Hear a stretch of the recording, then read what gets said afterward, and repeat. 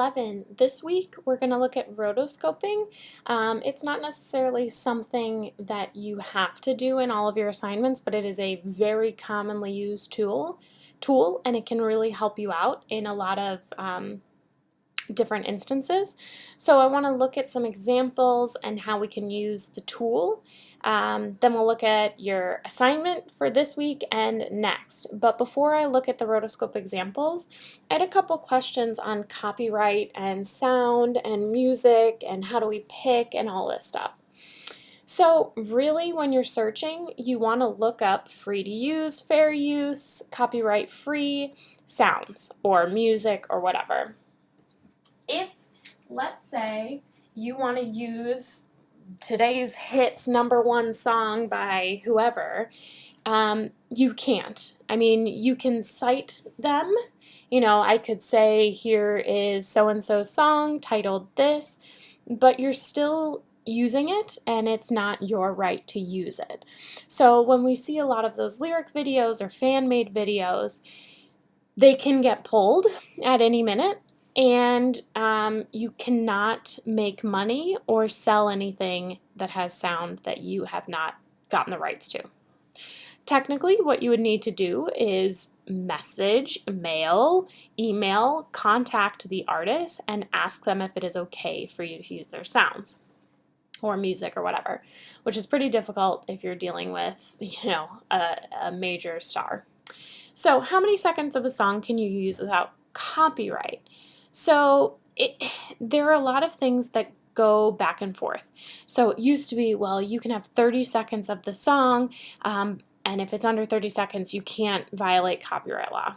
Well, throughout time, this has kind of changed. In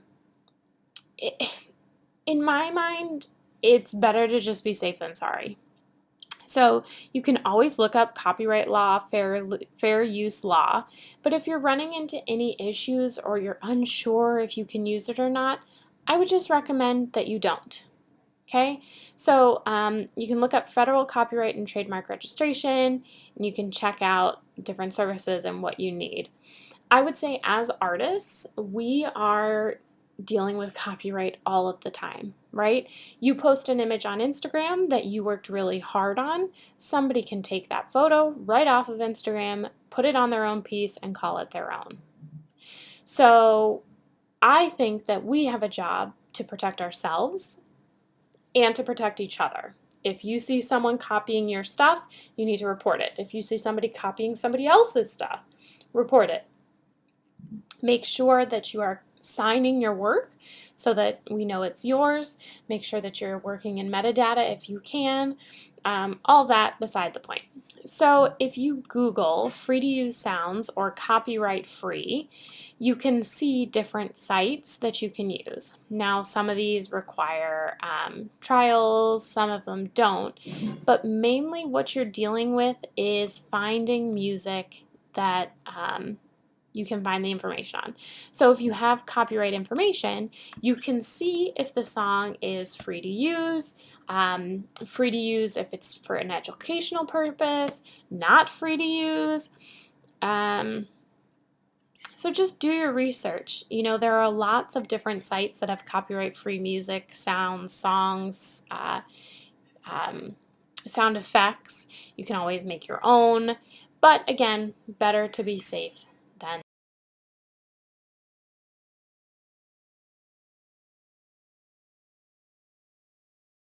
for instance.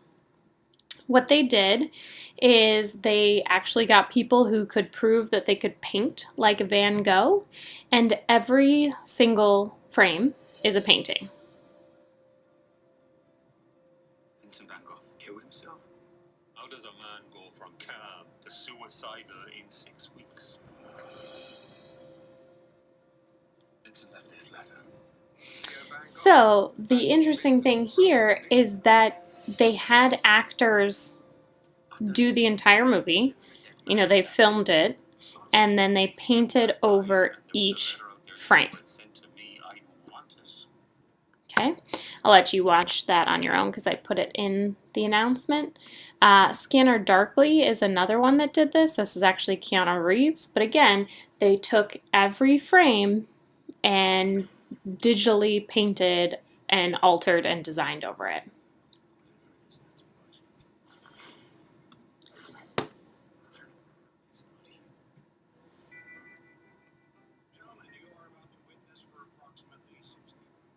Woody Harrelson.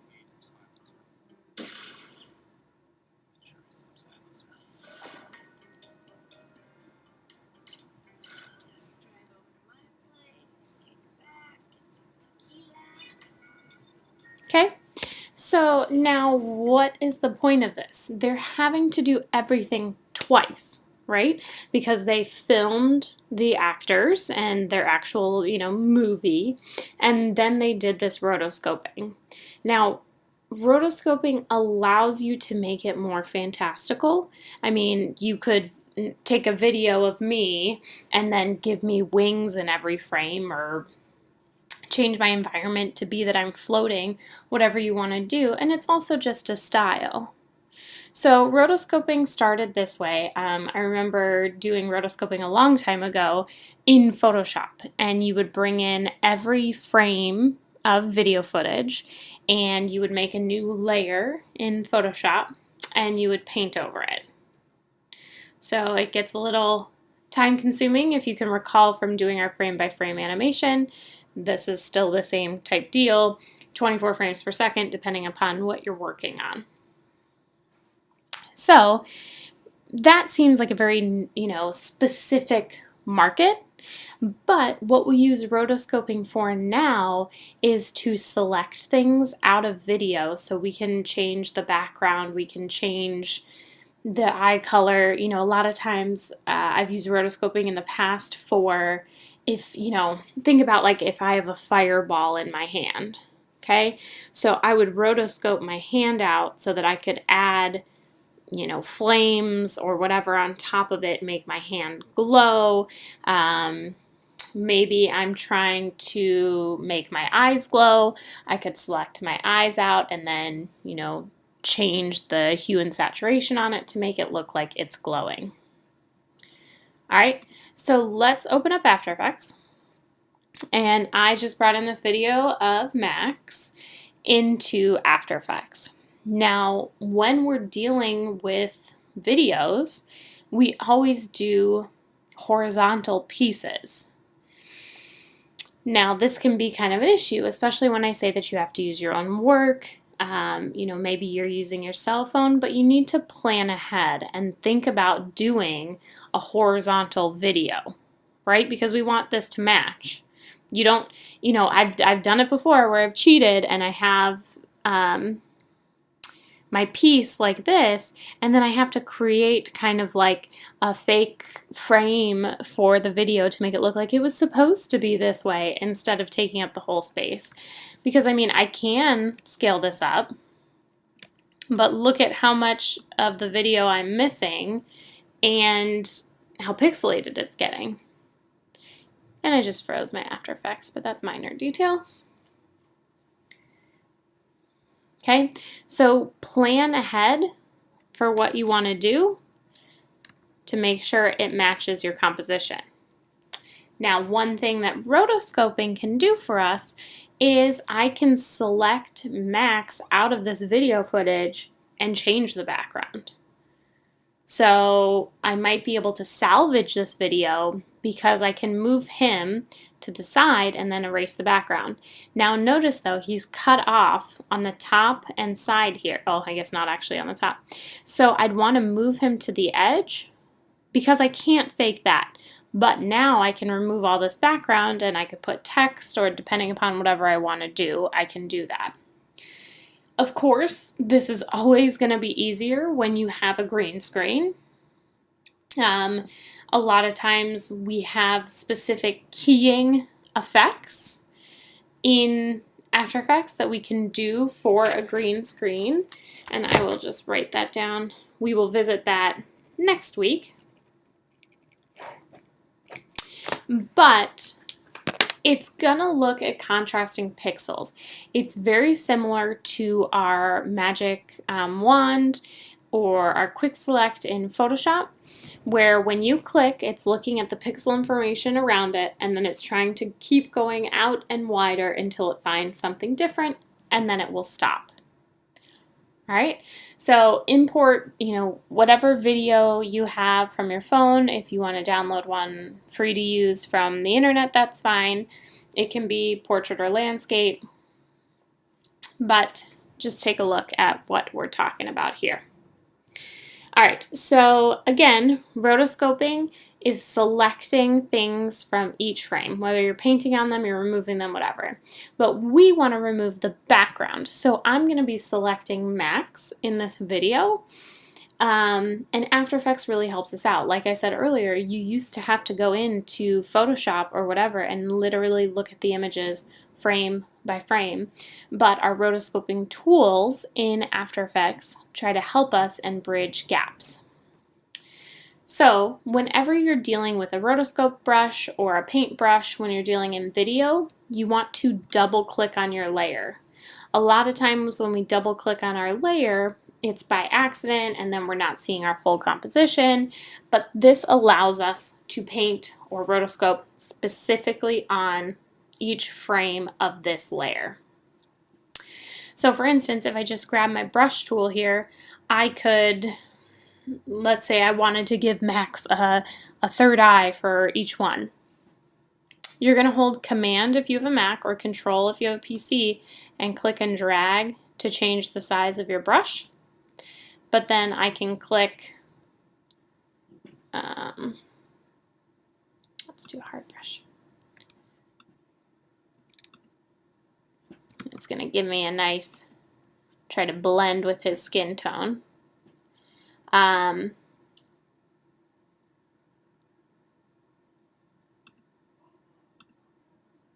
So if we scroll down, this is our brushes tab. If you don't see it, window, brushes, and then we should have paint, which allows you to pick a color. So if I wanted him to have some sort of a blue dot, and then I can go frame by frame here,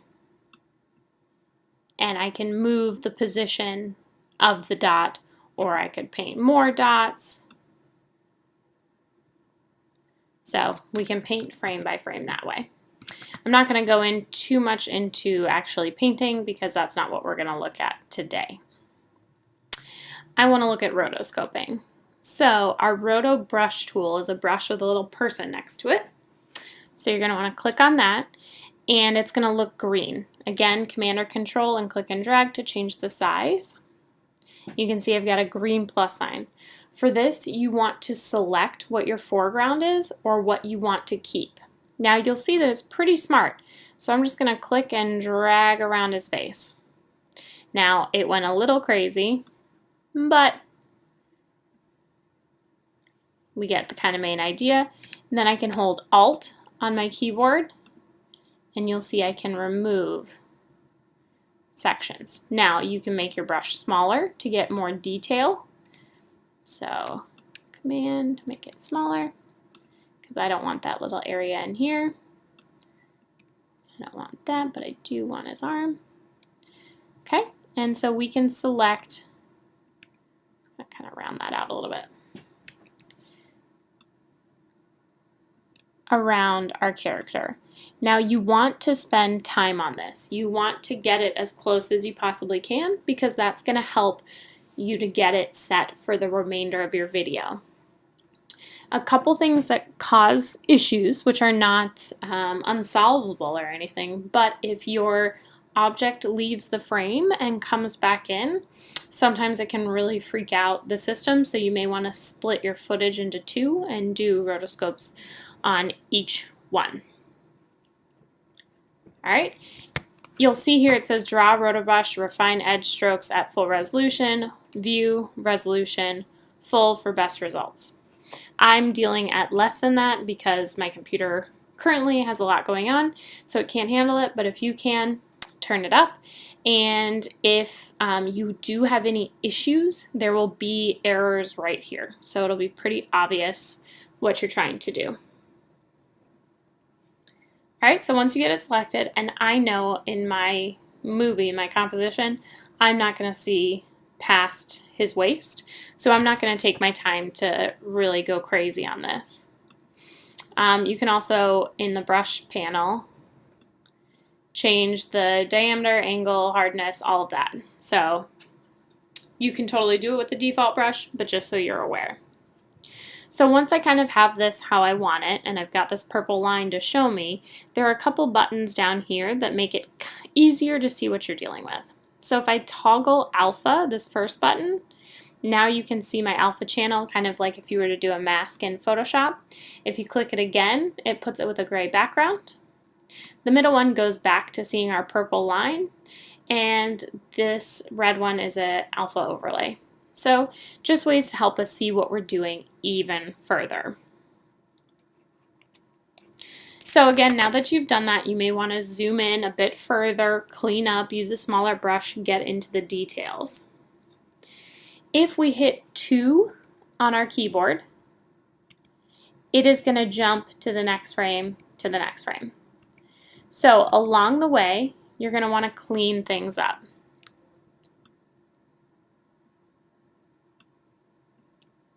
But again, this is pretty amazing, and you should take full advantage or cheer in the fact that After Effects is doing a lot of the work for you.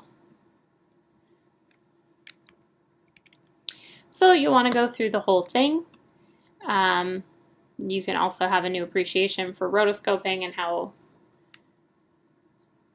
tedious it is.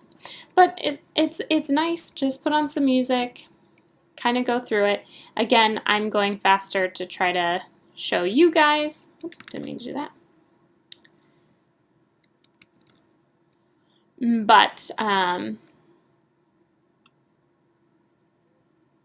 we'll just kind of go to the end here.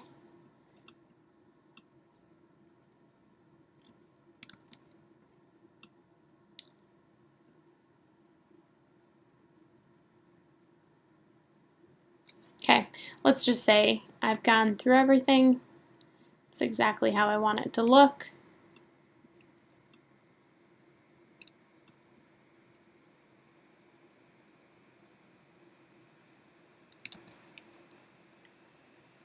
There we go. Then that's great, fine, dandy, set. You're going to want to then click on freeze. What this does is it takes the information of where the rotoscope is, and it just kind of, think of it like a render. If you don't do this, every time you scrub through your timeline, your After Effects is going to have to chug and try to think, where is that line? Where did we feather it? Where did we do this? So this is getting it set. Depending upon your computer, this could take a little bit of time, but my video is only 8 seconds. You can see it moved pretty quickly.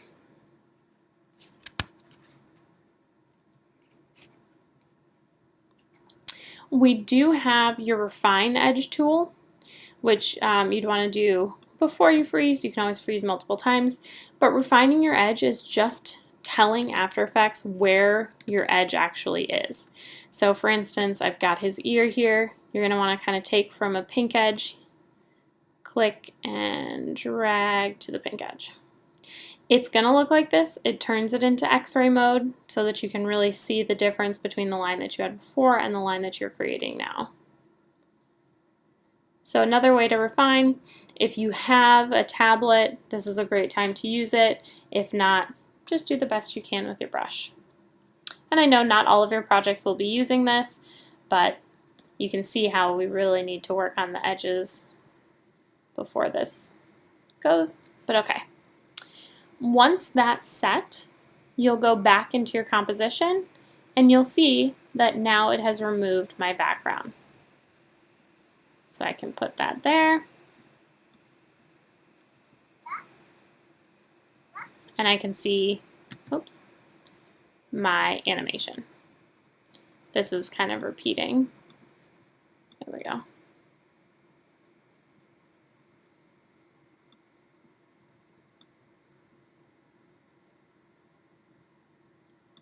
All right. So now what that allows you to do is bring in something else for background. And again, you'd want this to be refined, and I'd want to make sure anything that was going to be in frame I've actually dealt with. But you do have a couple options of cleaning after the fact. So if we look into our Roto brush mat, and I twirl that down, we have feather, we have reduce chatter. So that's how much influence the current frame has compared to adjacent frames. So depending upon how closely you did your rotoscoping, you may need to increase this chatter like all the way up to 50. I wouldn't really go above 50, but you can take a look. And I'm just going to do a smaller section of this because my computer is really cranking to run the recording software and this.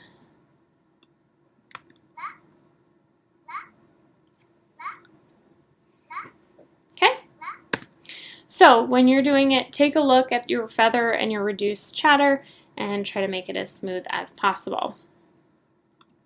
So now I can go back into my project and I can import a file.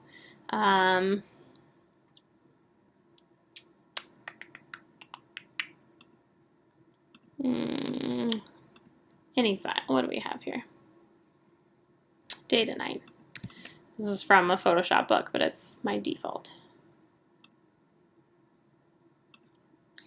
Open.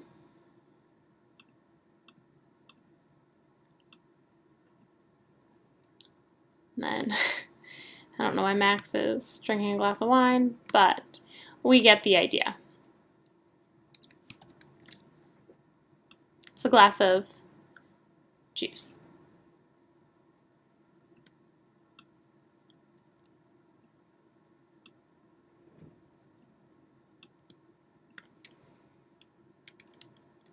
Okay, so I've brought in a layer. Now I can still work with the differences in layers. So if I wanted text to float above my background and behind Max, or if I wanted to go above both, your layer order matters, but he's cut out. Okay, so the main thing and difficulties, just like we've been dealing with in other software and other assignments, keeping things clean, especially hair and clothing, are going to be difficult to work with. So just do the best that you can. I would like to see something like this in your opening credit assignment. If it just doesn't fit, then that's fine, but make sure you do practice. Try this at least once to make sure you can kind of get the rotoscope brush to work. If you wanted to, let's say I actually just wanted Max to be with his background, but I wanted something to fly in between, you can take your original file, bring it down again, line it up, and then, whatever we have.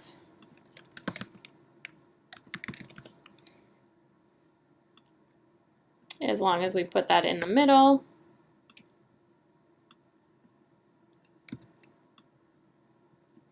Now it'll go in front of the background and behind him. Okay? All right, and now to your opening credits assignment.